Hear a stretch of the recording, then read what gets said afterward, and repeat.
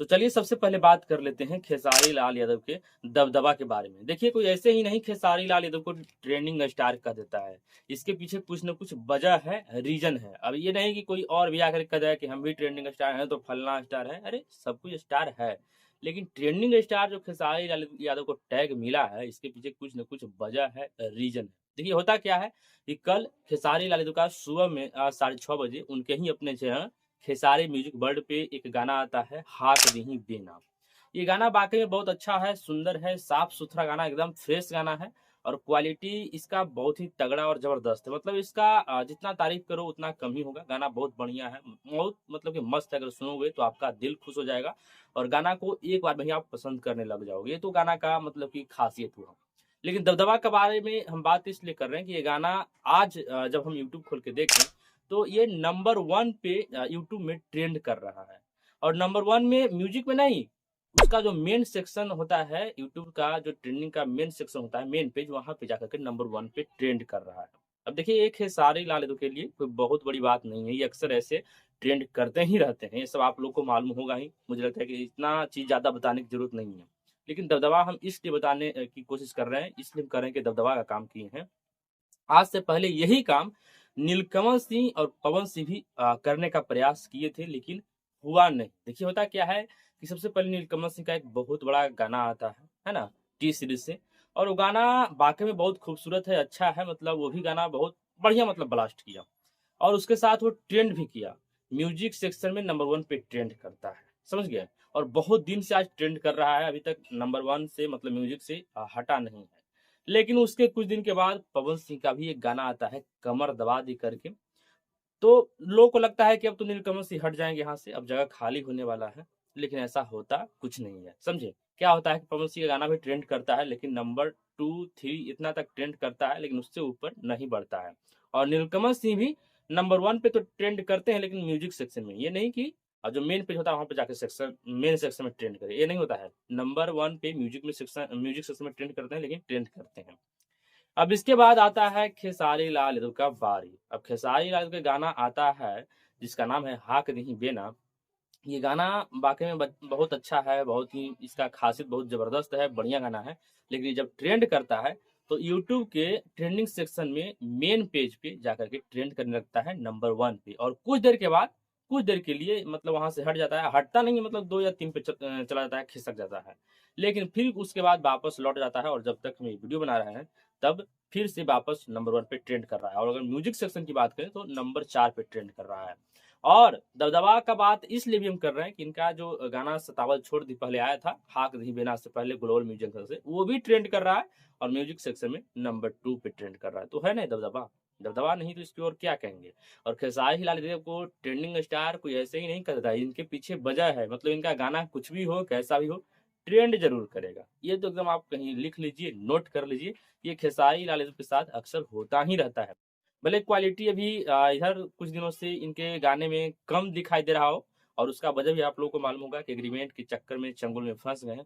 तो ये तो बहुत मतलब ज़्यादा इसमें दिमाग लड़ाने की बात है नहीं। लेकिन फिर भी इसके बावजूद भी इनके फैन्स इस तरह से मतलब कि अपना वफ़ादारी निभा रहे हैं कि इनको कभी मतलब ये नहीं होता है कि ट्रेंडिंग में मतलब आप समझ सकते हैं, ट्रेंडिंग का सेक्शन जाम करके। अब बात कर लेते हैं बिहार के पूर्व मुख्यमंत्री लालू प्रसाद यादव के बारे में। देखिए इनका तबीयत बहुत ज़ोर से भी खराब हो चुका है और सुनने में ये भी आ रहा है कि इनको बहुत ही जल्द एयर एम्बुलेंस के द्वारा दिल्ली ले जाया जाएगा और वहीं पे इनका इलाज होगा। हालाँकि अभी अभी के समय में पटना में ही इलाज हो रहा है और पटना के डॉक्टर बता रहे हैं कि अभी ज़्यादा कुछ तो नहीं लेकिन हल्का-फुल्का सुधार है। अभी हल्का-फुल्का होश में आए हैं, बोल-चाल कर रहे हैं। लेकिन उतना भी मतलब कह सकते हैं, ये नहीं कह सकते हैं कि बहुत ज़्यादा स्वस्थ हो चुके हैं। मतलब स्थिति लगातार मतलब बिगड़ती जा रही है। और इस चीज़ को इस खबर को फैलने के बाद जितने भी लालू प्रसाद यादव को चाहने वाले हैं, जितने भी लोग लालू प्रसाद यादव को अपना भगवान मानते हैं, उनको अपना दिल से मानते हैं, उनको अपना नेता मानते हैं, उन सभी लोगों में मायूसी का मतलब कि माहौल बना हुआ है। वो सभी लोग दुखी हुए हैं कि हमारे नेता इस तरह से कैसे हैं, या फिर मतलब कि अपनी-अपनी मतलब क्षमता के अनुसार मदद करना चाहते हैं। लेकिन अब देखा जा सकता है कि पटना के इलाज से लालू प्रसाद यादव का स्वास्थ्य स्थिति सही होता है, बेहतर हो पाता है या नहीं, और अगर नहीं होगा तो ये कन्फर्म है कि बहुत ही जल्द पटना से दिल्ली के लिए रवाना होंगे एयर एम्बुलेंस के द्वारा। अब आप लोगों को एक ऐसा खबर बताने वाला हूँ, एक ऐसा खबर दिखाने वाला हूँ जिसको देखने और सुनने के बाद आप लोगों का दिमाग खराब हो जाएगा, रोंगटा खड़ा हो जाएगा। देखिए होता क्या है कि आए दिन बहुत तरह का इस तरह का खबर आप लोगों को सुनने और देखने के लिए मिल रहा होगा कि अपनी पत्नी अपने पति के साथ किस तरह से व्यवहार कर रही है। और उसी दौरान एक और वीडियो सामने निकल कर के आया है जिसमें साफ तौर पे देखा जा सकता है कि एक पत्नी अपने पति को बेरहमी से पीट रही है, बहुत ही गंदा व्यवहार कर रही है और सामने कोई महिला खड़ी हुई है और बचा भी नहीं रही है। और शायद ऐसे तो कुछ लोग बता रहे हैं कि वो उस लड़की की माँ है या फिर और कोई है। और पति बेचारा गिड़गिड़ा रहा है, घिघिया रहा है, माफ़ी माँग रहा है और मतलब कि छोड़ने के लिए कह रहा है, लेकिन वो पत्नी मतलब कि इतना ज़बरदस्ती रूप से पीट रही है, मार रही है, कि इसको देखने के बाद लगता है कि मतलब आजकल के पत्नियों को हो क्या गया है? कोई पति को खुद मार रही है, तो कोई मतलब कि किसी से मरवा दे रही है, तो कोई अपने पति को मारने के लिए सुपारी दे रही है, तो कोई अपने पति के साथ दुर्व्यवहार कर रही है, कोई मतलब कि धमकी दे रही है। मतलब आजकल के पत्नियों को हो क्या गया है, ये देख कर के समझ में नहीं आ रहा है। मतलब लग रहा है कि ये एक ट्रेंड चल गया है। मतलब है ना कि कुछ भी हो लेकिन अपने पति के साथ दुर्व्यवहार करो।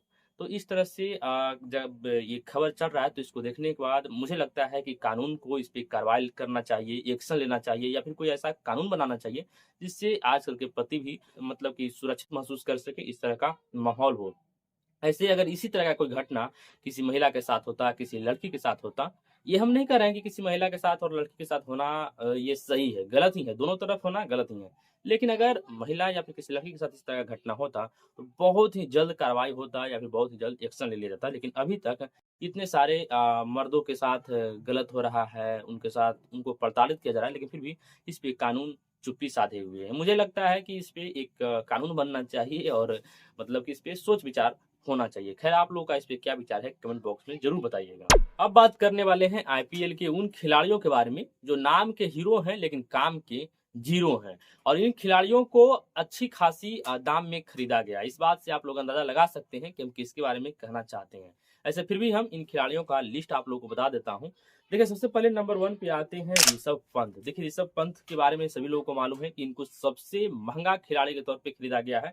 मतलब कि 27 करोड़ में इनको खरीदा गया था एलएसजी के द्वारा और अभी तक इनके बारे में अगर बात करें तो 3 मैच में मात्र ये 17 रन बनाए हैं और सबसे बड़ी बात ये है कि इस तरह का हाल होने की वजह से जो वहाँ के जो गोयनका जी हैं, जो इनको खरीदे थे, एक मैच के दौरान ये भी एक फ़ोटो वायरल हो रहा है कि ऋषभ पंत पे बहुत ही कड़ी नज़र से देख रहे हैं और इस बात से लोग अंदाज़ा लगा रहे हैं कि यही हाल आज से कुछ दिन पहले केएल राहुल के साथ किए थे और हो सकता है कि कुछ ही दिनों के बाद ये ऋषभ पंत के साथ भी इस तरह का कुछ देर दुर्व्यवहार कर सकते हैं। दूसरे नंबर पे आते हैं वेंकटेश अय्यर। ये केकेआर के लिए खेल रहे हैं और इनको 23 करोड़ में खरीदा गया था। केकेआर ने इनको खरीदा था और ये ऋषभ पंत के बाद दूसरा सबसे महंगा खिलाड़ी साबित हुए थे। और इनका अगर रिकॉर्ड बताएं तो अभी तक के 3 मैच में मात्र 9 रन बनाए हैं, समझे? अब इसको देखने के बाद लोगों का दिमाग थोड़ा-सा इधर से उधर हो रहा है कि मतलब ये जितने ही महँगे खिलाड़ी हैं, इस तरह का इनका रिकॉर्ड अभी क्यों मतलब इस तरह से अपना रिकॉर्ड बना रहे हैं या फिर इस तरह का खेल क्यों खेल रहे हैं? महँगे खिलाड़ी होने के बावजूद इन लोगों को मेहनत थोड़ा और करना चाहिए था, लेकिन फिर भी इन लोगों का जो रन है, वो बहुत ही काफ़ी नीचे है। अब बात करें तो तीसरे नंबर पे रिंकू सिंह के बारे में। देखिए रिंकू सिंह भी एक बहुत बड़ा मतलब बहुत जल्द सुपरस्टार बनने वाले खिलाड़ी हैं, है ना? 5 बॉल में 5 छक्का मारने वाले खिलाड़ी थे, है ना? और बहुत जल्दी ही इसकी वजह से ही बहुत बड़ा स्टार बन गए थे। अगर इनके बारे में बात करें तो देखिए ये बहुत ही कम प्राइस में पहले खेलते थे, लेकिन ऐसा होने के बाद से इनको केकेआर ने 13 करोड़ में खरीदा था और अभी तक के बारे में इनके बारे में अगर बात करें तो 3 मैच में मात्र 29 रन ही बनाए हैं, समझे?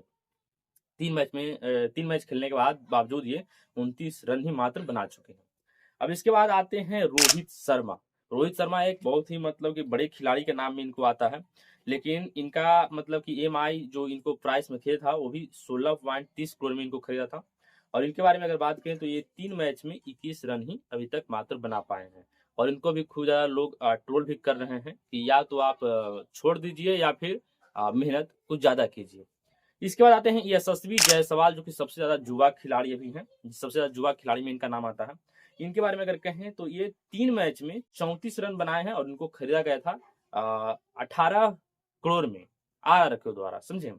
तो ये इन 5 खिलाड़ियों का रिकॉर्ड है और इस पे आप लोग अपना कुछ कमेंट बॉक्स में बता सकते हैं राय या विचार। हो सकता है कि आगे अपना कुछ रिकॉर्ड और बना पाएँ, है ना? अभी तक ये 3 मैच का रिकॉर्ड है, 3 मैच होने के बाद ये इस तरह का मतलब कि इन लोगों का रिकॉर्ड, इन लोगों का लिस्ट हम बनाए हैं। हो सकता है जिन खिलाड़ियों के बारे में आप लोगों को बता रहे हैं, वो आगे बढ़िया रन बना पाएँ। अब बात कर लेते हैं एक ऐसे सिंगर के बारे में जिनका नाम है अंशु प्रिया, और जहाँ तक मुझे जानकारी है इनके बारे में कि ये मतलब लगभग-लगभग साफ-सुथरा ही गाना गाते हैं। कहीं से इनके गाने में कोई वल्गैरिटी नहीं होती है और एकदम साफ-सुथरा, और अधिकतर लगता है कि इनका गाना भक्ति टाइप का ही होता है। और ये इन अपना ज़्यादा गाना फ़ेसबुक और यूट्यूब पे खुद के ही चैनल पे रिलीज़ करती है। और इनके लिए सबसे बड़ा उपलब्धि ये है कि इनका एक गाना ये भी रिलीज़ किए हैं छठ का, जो कि यूट्यूब के मेन सेक्शन में नंबर 4 पे ट्रेंड कर रहा है, और ये इनके लिए बहुत बड़ी बात है। और इनके लिए नहीं, मतलब कि भोजपुरी के कुछ ऐसे सिंगर हैं जो बहुत ज़्यादा मेहनत करते हैं, बहुत ही हाई क्वालिटी का गाना लाते हैं, उसके बाद सोचते हैं कि मेरा भी गाना यूट्यूब के मेन पेज तो नहीं, कम से कम म्यूज़िक वाले में ट्रेंड कर जाए तो बहुत बड़ी बात है। तो बहुत ज़्यादा मेहनत करना पड़ता है, किसी का करता है, नहीं करता है। लेकिन ये एक ऐसे सिंगर हैं जो लगता है कि बहुत ही नॉर्मल तरीके से अपना वीडियो शूट करती है, लेकिन हालाँकि इनका आवाज़ बहुत मीठा होता है, सुरीला होता है। और इनका गाना, जहाँ तक मुझे याद है कि इनका गाना लगभग-लगभग ट्रेंड ही करते रहता है, और अभी वर्तमान में इनका एक छठ का सॉन्ग है, जो नंबर 4 पे ट्रेंड कर रहा है, ये बहुत बड़ी बात है। और ऐसे इनके बारे में मुझे कुछ ज़्यादा जानकारी नहीं है, लेकिन मुझे ये उत्सुकता हो रही है कि इनके बारे में बढ़िया से रिसर्च करके एक बढ़िया-सा वीडियो बनाया जाए, और ऐसे-ऐसे सिंगरों को प्रमोट करना बहुत बड़ी बात होती है। तो जहाँ तक जितना मुझे जानकारी होगा इनके बारे में, बहुत ही जल्द एक वीडियो बना करके आप लोगों के सामने प्रस्तुत करने वाला हूँ। बाकी इतना तक जहाँ तक मुझे जानकारी है, वहाँ तक यही जानकारी है कि इनका गाना अक्सर आपको फ़ेसबुक पे स्क्रॉल करते-करते आपके पास आ ही जाएगा। बाकी इसके बारे में आप लोगों का राय विचार क्या है, कमेंट बॉक्स में ज़रूर बताइएगा। आज से कुछ दिन पहले आप लोग एक ऐसा खबर देखे होंगे जिसमें एक व्यक्ति अपने पत्नी का शादी उसके बॉयफ्रेंड के साथ खुद करवा देता है। शायद वो धरा जाती है अपने बॉयफ्रेंड के साथ तब। और उसके बाद वो कहता है कि तुम जाओ उसके साथ खुश रहो, हम अपने बच्चों का पालन-पोषण खुद कर लेंगे, मेहनत करके कर लेंगे, टेंशन मत लो, हम बढ़िया से जी लेंगे, तुम अपना ज़िंदगी देखो। अब इसके बाद बहुत सारे लोग इस व्यक्ति का तारीफ़ कर रहे थे, इसके बारे में चर्चा कर रहे थे कि देखो ये कैसा व्यक्ति है, जो अपना दिल पे पत्थर रख करके अपनी पत्नी का शादी खुद उसके बॉयफ्रेंड के साथ करवा देता है, और खुद कहता भी है कि हम अपने बच्चों का पालन-पोषण कर लेंगे। मतलब इसके बारे में कुछ लोग तारीफ़ कर रहे होते हैं, कुछ लोग मूर्ख बता रहे होते हैं, कुछ लोग कुछ बता रहे होते हैं, और कुछ लोग इनके पत्नी के बारे में गलत वर्ड का भी यूज़ कर रहे होते हैं कि ये है तो वो है। मतलब ऐसे भी आजकल आए दिन तरह-तरह का खबर फैल ही रहा है। लेकिन अब एक ऐसा खबर निकल कर के आ रहा है सामने इसी चीज़ से जुड़ा हुआ, कि यही व्यक्ति अब जा करके उसके बॉयफ्रेंड के पास, मतलब जो जिसके साथ अपनी पत्नी का शादी करवाए थे, उसके पास जाकर कहते हैं अपनी पत्नी से, उस व्यक्ति से कि मेरी पत्नी को वापस लौटा दो। हम अपने बच्चों का पालन-पोषण सही से नहीं कर पा रहे हैं, और मेरे साथ चलो। और सबसे ज़्यादा इंटरेस्टिंग बात तो ये है कि वो पत्नी चल भी आती है। मतलब मुझे समझ में नहीं आ रहा है कि हो क्या रहा है। देखिए, जब शादी करवाता है वो व्यक्ति, तो वो चल भी जाती है, और जब बुलाने जाता है तो फिर वो आ भी जाती है। अब इसको देखिए, इस खबर को सुनने के बाद मुझे हँसी भी आ रही है, थोड़ा-सा आश्चर्य हो रहा है कि मतलब हो क्या रहा है। हालाँकि कमेंट बॉक्स में बहुत सारे लोग ये भी कह रहे हैं कि नेक्स्ट एपिसोड क्या कब आएगा, मतलब ड्रामा इसको बना करके रख दिए। बाकी इस पे आप लोगों का राय विचार क्या है, कमेंट बॉक्स में ज़रूर बताइएगा। अब आप लोगों को एक ऐसा वीडियो दिखाने वाला हूँ जिसको देखने के बाद आप लोग खुद कहिएगा कि इतना क्रूर तो शायद अंग्रेज भी नहीं होगा। देखिए, होता क्या है कि एक वीडियो बहुत तेज़ी से वायरल हो रहा है, और उसको बताया जा रहा है उस वीडियो के बारे में कि ये वीडियो बिहार के मोहनिया बॉर्डर का है। इस वीडियो में होता क्या है कि कुछ पुलिस के द्वारा एक ड्राइवर को बहुत ज़्यादा मारा जाता है, पीटा जाता है, बहुत ही क्रूरता के साथ उसके साथ पेश आते हैं कुछ पुलिस वाले। और बताया ये जा रहा है कि ये पुलिस वाले उस ड्राइवर को इसलिए पीट रहे हैं कि वो ड्राइवर पैसा देने से मना कर देता है, मतलब जो रिश्वत माँगते हैं, उसके लिए वो ड्राइवर मना कर देता है, और उसके बाद ये पुलिस इतना मार मारते हैं उस ड्राइवर को कि शायद उस ड्राइवर को बहुत ज़्यादा मतलब कि प्रॉब्लम हुआ होगा, परेशानी हुआ होगा। और इस वीडियो को वायरल होने के बाद मतलब लोग ये अंदाज़ा लगा चुके हैं कि जब इस तरह से प्रशासन खुद मतलब किसी के साथ पेश आएगा, तो मतलब अपराधियों का, और मतलब जो गुंडा मवाली होते हैं, जो नक्सली टाइप के होते हैं, उनके बारे में क्या ही कहा जाए। मतलब इसके बाद बहुत सारे लोग तो ये भी कह रहे हैं कि जब रक्षक खुद भक्षक बन जाए, तो फिर जनता का सुरक्षा कौन करेगा, रक्षा कौन करेगा? हालाँकि इसके बारे में लोग खुद ज़्यादा वीडियो शेयर कर रहे हैं, हालाँकि इस बात का पुष्टि हम नहीं करते हैं कि उस ड्राइवर को किस लिए पीटा जाता है, किस वजह से मारा जाता है, लेकिन इसका वायरल होने के बाद इसमें साफ तौर पे बताया जा रहा है, तो 90% ये चांस होता है कि शायद ये पैसा के लिए बेचारा पिटा रहा है, या फिर किस वजह से पिटा रहा है इस बारे में अभी कोई जानकारी ज़्यादा हासिल नहीं हुआ है। आप लोग इस बारे में कमेंट बॉक्स में जरूर बताइए। अब आप लोग को एक ऐसा खबर दिखाने वाला हूँ, एक ऐसा खबर सुनाने वाला हूँ जिसको जानने और सुनने के बाद आप लोग समझ जाएंगे कि रतन टाटा को लोग इतना क्यों रिस्पेक्ट करते थे, उनको इतना क्यों इज्जत देते थे, मानते थे। देखिए खबर ये है कि रतन टाटा का जो वसीयत था उसका रिकॉर्ड बाहर निकल करके आया है, उसके बारे में खबर बाहर निकल करके आया है, जिसके बारे में आप लोग को बता दूं कि रतन टाटा अपना संपत्ति में से सबके लिए बराबर बराबर हिस्सा में छोड़ करके गए हैं। मतलब केवल परिवार के लिए ही नहीं, अपने परिवार के लिए भी छोड़े हैं, अपने दोस्त के लिए भी छोड़े हैं और अपने पालतू पशुओं के लिए भी छोड़े हैं और अपने दोस्तों के लिए भी छोड़े। मतलब कितना बड़ा उनका दिल था। ऐसे अगर आप लोग को शॉर्ट में बताऊं तो कुछ लिस्ट है जिसके बारे में आप लोग को बारी बारी से बता देता हूँ। देखिए सबसे पहले परोपकार के लिए 3800 करोड़ रुपया छोड़ करके गए हैं। परोपकार का मतलब कि किसी की हेल्प के लिए, कहीं विद्यालय में दान के लिए, कहीं हॉस्पिटल के लिए, या फिर कहीं मतलब जगह जगह पे मतलब कि अपना दान के लिए 3800 करोड़ रुपया छोड़ करके गए हैं। एक बहुत बड़ा दिलवाला ही कोई कर सकता है, बहुत बड़ा मतलब कि जिगरा वाला ही ऐसा कोई कर सकता है। उसके बाद अपने परिवार के लिए एक जुहू बंगला और संपत्ति से बराबर बराबर हिस्से में बांट करके गए हैं कि किसको कितना पैसा मिलेगा। उसके बाद अपने सबसे करीबी दोस्त के लिए अलीबाग प्रॉपर्टी छोड़ करके गए हैं। उसके बाद एक मतलब कि उनका पूर्व कोई कर्मचारी थे, उनके लिए 800 करोड़ रुपया मतलब कि उनके नाम करके गए हैं। उसके बाद कुछ स्टाफ और कुछ ड्राइवर के लिए बराबर बराबर हिस्से में बांट कर गए हैं। एक के लिए 10 लाख और एक के लिए 50 लाख और एक के लिए 30 लाख रुपया छोड़ कर गए हैं। उसके बाद उनका पालतू पशु आता है, कुछ कुत्ता हो गया, कुछ और पशु हो गया, जिसके लिए 12 लाख रुपया छोड़ कर गए हैं और उन सभी पे 30,000 रुपया का महीना का खर्च बैठेगा। उसके बाद सहायक जो शांतनु नायडू थे, जो कि अक्सर रतन टाटा के साथ ही देखे जाते थे, उनके लिए वो अपना एजुकेशन के लिए लोन लिए थे और उस एजुकेशन लोन को माफ कर दिया गया। समझ सकते हैं कितना बड़ा मतलब ये काम करके गए रतन टाटा गए हैं। उसके बाद इनका विदेशी संपत्ति का भी कुछ ब्यौरा आया है, जिसमें 40 करोड़ रुपया संपत्ति है, विदेशी संपत्ति, और 65 लग्जरी लग्जरी घड़ी है। और इन सभी मतलब कि जो भी संपत्ति का ब्यौरा निकल करके आया है, इसको कोर्ट में मतलब कि प्रोबेट प्रक्रिया होता है, उससे अभी ये सारा चीज गुजर रहा है। और इस इन सब चीजों को वेरीफाई होने में कह लीजिए या फिर इन सभी चीजों को मंजूरी मिलने में 6 महीना का लगभग लगभग टाइम लग सकता है और बॉम्बे हाई कोर्ट में ये प्रक्रिया चल रही है। अब देखिए इस खबर को सुनने के बाद और देखने के बाद हर किसी का मतलब रतन टाटा के लिए हर किसी का दिल में रिस्पेक्ट और ज्यादा बढ़ जा रहा है कि बताइए रतन टाटा कैसे व्यक्ति थे। मतलब ये मतलब कहिए तो एक भगवान के तौर पर ही थे। मतलब अपना संपत्ति के लिए नहीं बल्कि लोगों के बारे में ज्यादा सोचते थे। बाकी इन सब चीजों पे आप लोगों की राय क्या है, विचार क्या है, कमेंट बॉक्स में जरूर बताइएगा। वीडियो अच्छा लगा हो वीडियो को लाइक कर दीजिएगा, मेरे चैनल पर नया चैनल को सब्सक्राइब कर दीजिएगा। मिलते हैं कोई और अगले इंटरेस्टिंग वीडियो के साथ, तब तक के लिए टेक केयर, बाय बाय।